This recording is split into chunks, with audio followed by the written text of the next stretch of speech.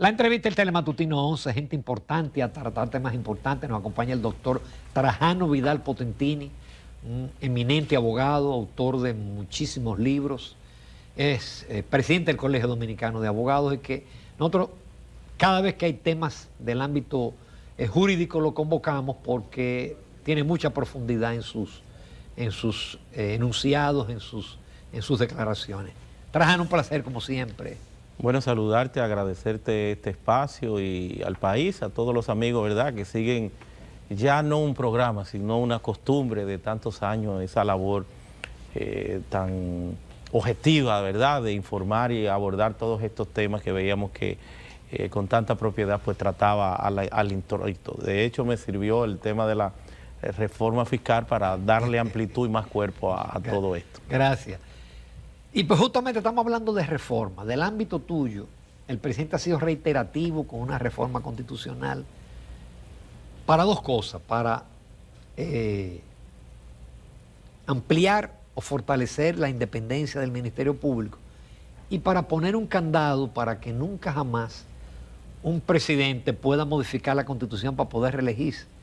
Yo tenía al consultor jurídico y yo en el área en torno de chanza le dije, todo candado tiene su llave, ¿verdad que sí?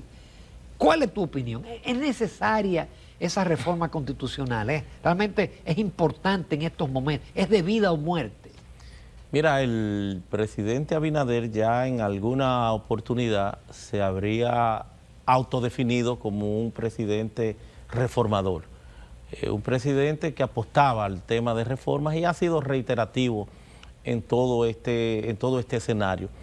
Nosotros como Colegio de Abogados nos aprestamos a cumplir fundamentalmente, sobre todo reencauzando, reorientando lo que es nuestra función, nuestra labor de fungir como eventualmente lo que sería un asesor, no del gobierno en particular, sino del Estado Dominicano, en los temas de reforma, sobre todo atinente a todo el proceso legislativo y evidentemente que eso implica también una eventual reforma constitucional. Yo en alguna forma pues también soy pro reforma. Yo creo que las leyes tienen que ir cambiando, tienen que irse adecuando a las realidades. Lo que habrá que ver si es oportuno en el momento, si tiene que ser una discusión más amplia, si debió haber empezado en este momento, que tal vez lo lógico políticamente es la autoevaluación que le corresponde y que algunos partidos ya han aperturado, que le corresponde a los partidos en función de su desempeño de cara a los sucesivos procesos electorales. Ciertamente un PLD que ha venido en picada, que tiene que hacer pues un análisis introspectivo pues más profundo, de mayor calado, evidentemente que sí, de ser un partido hegemónico, a ir bajando la fuerza del pueblo que no tuvo acorde con las expectativas planteadas, pero que evidentemente pues también lo que es su novel participación ya un segundo proceso electoral, un partido nuevo, pues con un desempeño que resulta positivo de cara pues a lo que serían sus aspiraciones y más aún a erigirse, constituirse en el partido de oposición, el partido, ¿verdad?, es la segunda fuerza del país a nivel político. Y el propio PRM, que aún con estos resultados, este beneficio que le ha dado el pueblo dominicano en este proceso electoral, también se corresponde con esa evaluación, con ese análisis, primero de ver qué van a hacer con tanto poder que tienen, cómo van a gestionar, cómo van a trabajar. Yo creo que eso es lo normal que debe, de cara a la metodología incluso de la propia política electoral, que deben hacer los partidos, hacer esa evaluación y entiendo que tiene que ser la prioridad. Otro aspecto que evidentemente es una prioridad es el tema de la reforma fiscal, que debió haberse discutido en el plano natural desde hace mucho tiempo en función de la Ley Nacional de Desarrollo, Estrategia, ¿verdad? Esta ley que implicaba unos 4 grandes pactos, no se ha hecho nada con el tema de fiscal, que debió haberse venido trabajando a partir de ese gran consenso social que supone el órgano constitucional que se llama Consejo Económico y Social. ¿Por qué constitucional? Es un órgano constitucional, 245 de la Constitución y siguiente, porque quien le dio esa fuerza, esa fortaleza, fue el trabajo inestimable que hizo Monseñor Agripino Núñez Collado en su oportunidad. Y por eso lo integran en la Constitución del 2010. Entonces debió haber estado más operativo. Está funcionando, pero parecería que solo en términos retóricos, de lo que fuera el Pacto Nacional de Educación. El eléctrico pues vino en muchos inconvenientes, sobre todo choque con lo que fuera el sector social, y el fiscal que no se ha abordado, no se ha trabajado. Y creo que es momento, aún con la urgencia que implica el que se tenga, como bien tú observabas al principio, el que se cuente con una reforma fiscal, no para un tema de candado, sino en este caso para reorientar lo que es el gasto y lo que es el quehacer económico y financiero de la República Dominicana. De reforma constitucional, te puedo decir que nosotros vamos a jugar en el escenario que corresponda, sobre todo en el ámbito técnico, vamos a jugar nuestro rol de ser ese asesor, de participar, pero siempre vamos a tener en consideración ese enfoque que no puede ser exclusivo para poner uno u otro candado en un tema particular como sería el ámbito de la reelección. No creo que debe ser ese solamente el sentido de una reforma constitucional, son muchos aspectos. El hecho, por ejemplo, de que tendríamos eventualmente que trabajar lo que es la unificación de las elecciones, eso es fundamental, y si no hacer una real división, como estábamos, retrotraernos a lo que teníamos antes, que era cada 2 años, que evidentemente que pudiera ser lo más positivo de cara a un ejercicio democrático, aun cuando estamos hastiados del tema político, que parece que no terminamos en él, porque fíjate que ya hay candidaturas que empezaron a trabajar ya en lo inmediato, eminentemente de la parte del PRM, y asumo que otros, pues también de otros partidos estarán aceitando la maquinaria de cara a lo que son aspiraciones que estarían extemporáneas y a destiempo. Entonces yo creo que hay muchos temas eventualmente a considerar, el Ministerio Público, Consejo Nacional de la Magistratura, que nosotros como Colegio de Abogados entendemos que tenemos que tener en ese escenario un espacio, y por eso es urgente que podamos institucionalizarnos. La crisis que conoce el país tenemos a lo interno del Colegio de Abogados, ojalá que pueda resolverse y que rápidamente el Tribunal Constitucional, en el sentido que entiende, pues de una sentencia ya que pondría, aspiramos nosotros, que fin a esta crisis que mantiene desunida a la familia jurídica, que requiere, que demanda de todo esto. Y creo que habría que considerar entonces algunos elementos, y por qué no trabajar en un orden de prioridad, porque tenemos mucho tiempo para el tema de la reforma. Yo aspiro a que la discusión ahora en el tapete, que es de tanto impacto a nivel social, a nivel financiero. Primero la fiscal. La reforma fiscal. Que las dos no pueden, el país no puede meterse en dos cosas. Sí, la trascendencia de una reforma constitucional. Yo quiero una opinión tuya jurídica, porque yo eso lo debatí con el consultor jurídico, porque hay opiniones divididas. Bueno, hay todos unos pasos para una modificación constitucional y finalmente hay una ley que contiene los puntos a modificar. Entonces, hay juristas que dicen que la Asamblea es soberana y que ya reunida puede introducir otros temas. Hay otros abogados que dicen que no, que tiene que limitarse única y exclusivamente a la agenda contenida de temas a modificar. Bueno, es que el derecho, sobre todo el derecho constitucional, tiene una riqueza extraordinaria, una riqueza argumentativa, una riqueza sistémica, un entorno amplio que evidentemente le apertura, le da la calidad, le da la capacidad a esa Asamblea Nacional Revisora, erigida, ¿verdad?, en ese órgano con tanta fuerza, le da la capacidad para que pueda ampliarse y pueda ir trabajando uno que otros aspectos, sobre todo por el entorno constitucional, el entorno amplio, extenso constitucional, porque tú puedes decir, bueno, vamos a trabajar el tema del artículo 124, pero eso se erige en un derecho fundamental de la capacidad de elegir y ser elegible, que no es en el contexto constitucional necesariamente porque no está sustantivizado, no es un derecho fundamental de cara al articulado de la Constitución, pero sí es un derecho fundamental porque así lo ha decidido el Tribunal Constitucional. Entonces son aspectos que pudieran abordarse, que pudieran trabajarse, aun cuando tú no lo tengas previsto, te vas a encontrar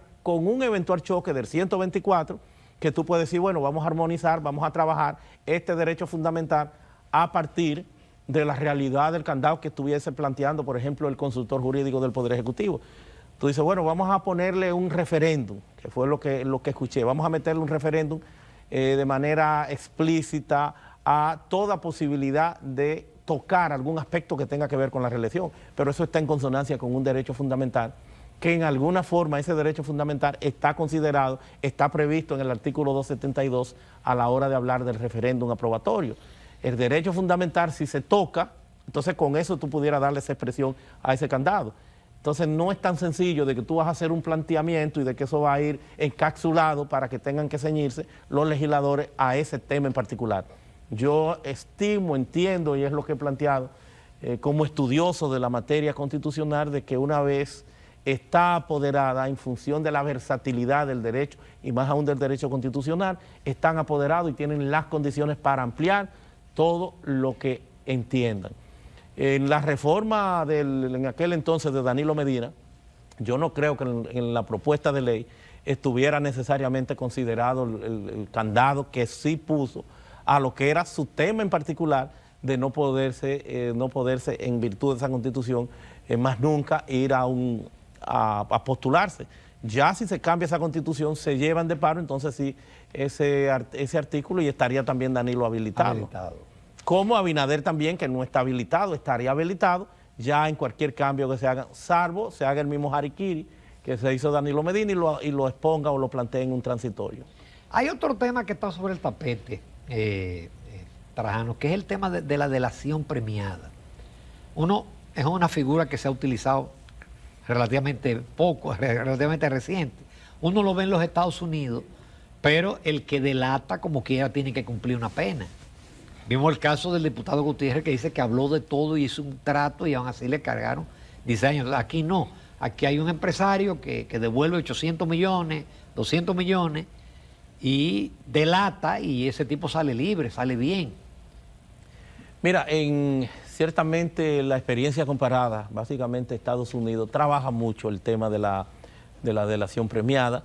Desde luego eso está más reglamentado en los Estados Unidos. No. Aquí está considerado, sí, en el tema del criterio de oportunidad, y hay otros artículos que hacen algunas precisiones, pero evidentemente que eso demanda de un grado de mayor transparencia, de mayor conocimiento de cara a la ciudadanía, para que no haya este escarceo, para que no estemos planteando si es la puerta de la impunidad, si es una modalidad, ¿verdad?, selectiva de sacar a uno y meter a otros. Todo eso sería positivo, porque lo cierto es que el Ministerio Público ahora mismo los resultados que está dando, ¿verdad?, en términos de la denominada llamada imputación objetiva, la capacidad que tú tienes de demostrar uno que otro aspecto, es a partir de esas delaciones, es a partir de esas colaboraciones. Entonces, como tal, yo creo que es un instrumento válido, yo creo que es un instrumento que nosotros tenemos que abrazar. Sí, reitero, hace falta un grado mayor de transparencia, porque eso lo administra el Ministerio Público y tiene que ser judicializado, porque esto también llega a manos de un juez que va a homologar todo ese proceso. Lo que habrá que examinar son los resultados que no conocemos. Acuérdate que hay también una comisión de abogados que tiene que estar leyendo muy bien, porque en todo ese proceso, ya con resultados, pues le va a corresponder también a nivel de lo que es la recuperación de bienes públicos de estas entradas, le corresponderá un porcentaje. Entonces creo que esa comisión de abogados puede arrojar más luz, trabajar más en esto. Yo hubiese preferido que eso lo hiciera solamente el Ministerio Público sin necesidad de esa intermediación, pero eso es lo que tenemos y ahí están los resultados.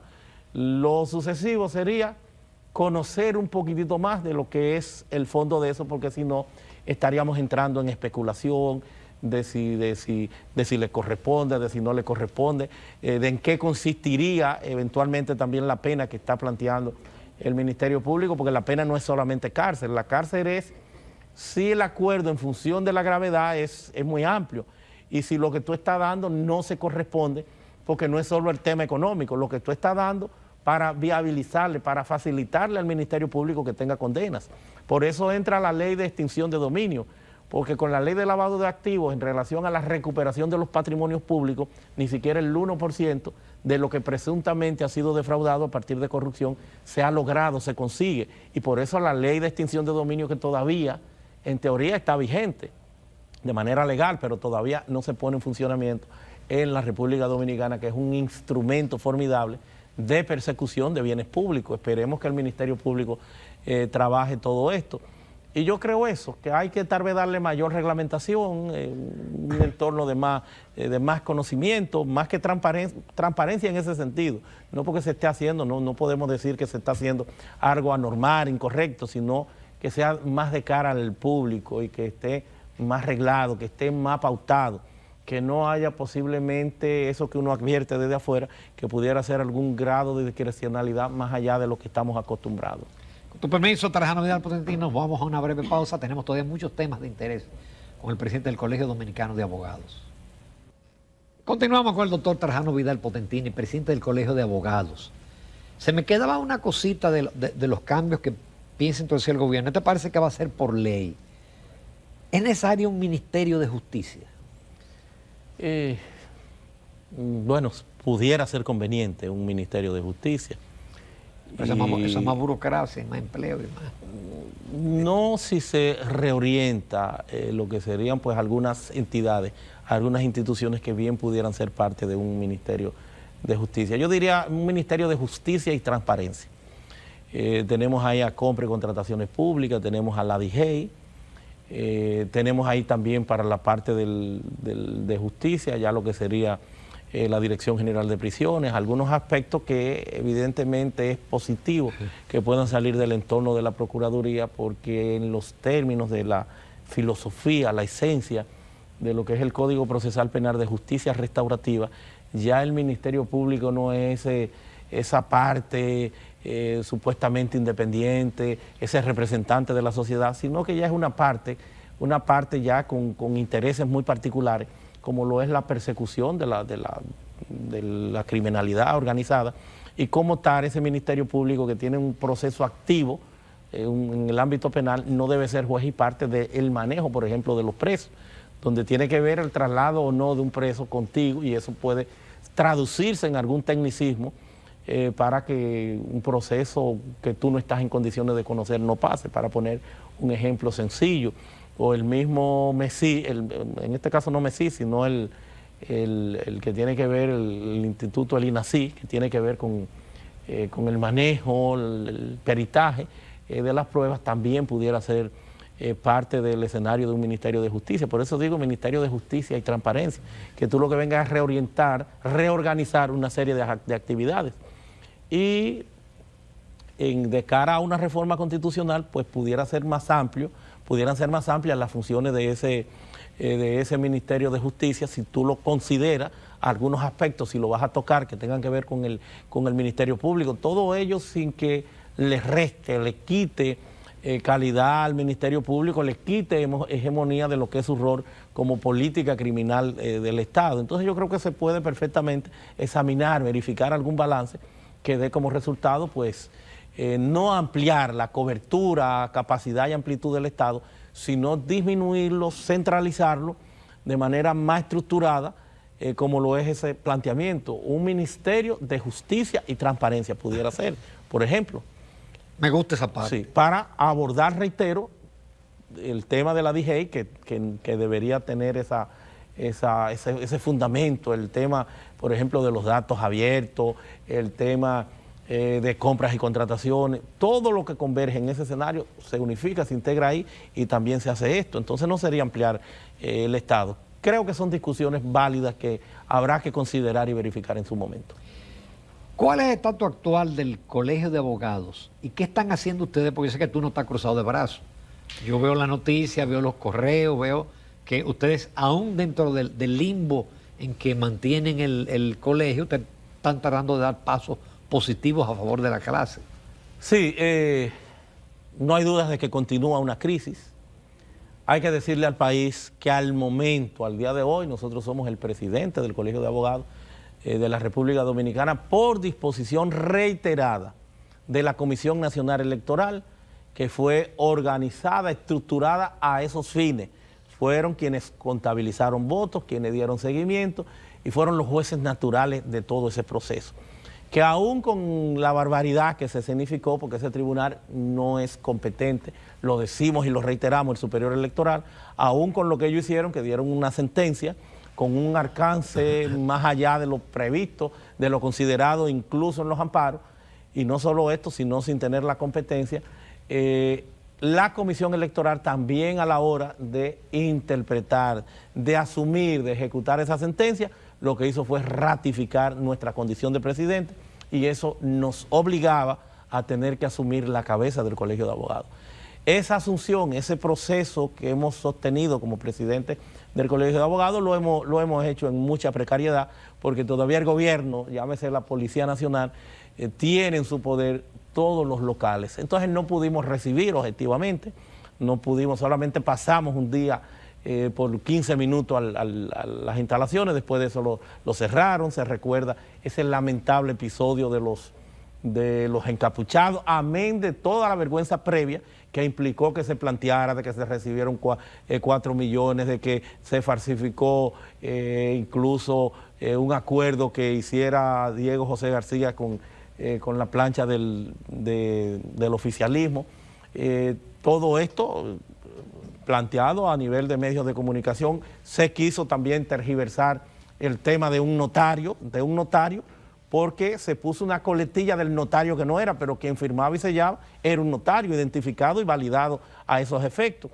Y se quiso instrumentalizar todo esto, pese a la ilegitimidad que implicó también lo que fueran no solamente todos estos recursos que se gastaron, sino también lo que nos hicieron en el Distrito Nacional, donde se nos llevaron votos y votos y votos. Pero bien, esa no es ya, eso es para que el país pues recuerde un poquitito. En esas condiciones, como quiera, hemos tenido que asumir ya de cara a lo que fuera ese mandato el 22 de febrero, desde esa época nosotros hemos tenido que asumir con la precariedad que implica no tener locales. Hemos dado solución al tema de los carnés, hemos decretado de que los carnés que requieren, que necesitan los abogados, hasta el 20 de junio, estamos renovándolo de manera gratuita, sin importar los años que las personas deban, porque el abogado para su acceso al ejercicio, al trabajo, es obligatoria la colegiatura y como tal tiene que haber la renovación. Hemos estado dando apertura también, de manera también gratuita, todos los servicios del colegio, gratuitamente, a lo que sería entonces también la inscripción de nuevos miembros. Hemos hecho muchos planteamientos que son, que se corresponden con el aspecto. Estamos anunciando también el que vamos a hacer un premio el 3 de febrero del año que viene, galardón al mérito jurídico, y que se lo vamos a dedicar in memoriam a unos 5 juristas, Juan Manuel Pellerano Gómez, de igual forma el magistrado Juan Alfredo Viaggi Lama, que de hecho también la juramentación pasada, un minuto de silencio y resaltamos lo que fue el legado de este gran hombre, de igual forma Artañán Pérez Méndez, Ayotin Curi, in memoriam, y también vamos a tener un invitado internacional, un reconocimiento internacional y uno nacional de un abogado de lo que esté en vivo. Vamos a tener ahí ese reconocimiento a esos abogados, in memoriam, reitero, Pina Acevedo también, y vamos a hacer ahí ese galardón que vamos a instituir. Es una especie de soberano, pero en este caso del ámbito jurisdiccional, con diferentes renglones, el tema del pundonor, de la ética, de todos estos aspectos lo vamos a plantear ahí. Hemos retirado también algunas demandas que hemos encontrado en el colegio, ya llevamos unas 3, iniciamos con la de Nancy Salcedo, demandas, muchas de ellas, que en la medida que vamos analizando, no guardan relación, a juicio nuestro, desde nuestra gestión, con lo que son los propósitos postulados del colegio, que es precisamente centrarse en las mejores condiciones de vida de sus agremiados y más aún también en lo que eventualmente es ese control del ejercicio y procurar que los abogados tengan un ejercicio digno. Hemos también ya suscrito algunos acuerdos, le hemos dado cobertura. Hay por ejemplo, diplomados que nosotros tenemos virtuales que tienen 700 miembros ahora mismo. O sea, le estamos dando de manera virtual en un solo diplomado, por ejemplo el de Derecho Migratorio y Consular, la participación de 700 personas que se conectan toda la semana en línea, en uno de ellos solamente. Hemos estado haciendo algunos presenciales porque estamos gastando estricta y exclusivamente lo que corresponde con ese proceso, con recursos también muy escasos, porque hay embargos, hay también ya oposiciones en el entorno de esta crisis que ojalá se pueda La última palabra resolver. la tiene el Tribunal Constitucional. Sí. Estamos también preparando en los próximos días lo que es una rendición de cuentas de todo lo que hemos hecho en ese trayecto y que lo vamos a hacer de manera normal, cada 2 o 3 meses siempre. De cara al país, una rendición de cuentas. Debo decir que ni yo ni ninguno de los directivos ha percibido un centavo.